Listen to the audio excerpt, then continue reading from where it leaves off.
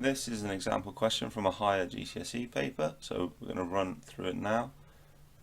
So we're given two vectors, so we're given A and B, and then we have to find 2A minus 3B.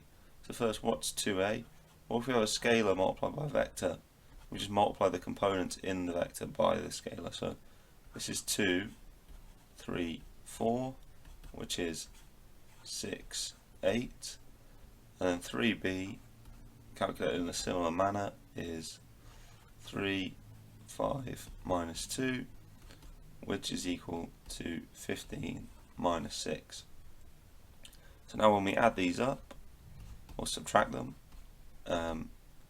we just get 6, 8 minus 15 minus 6.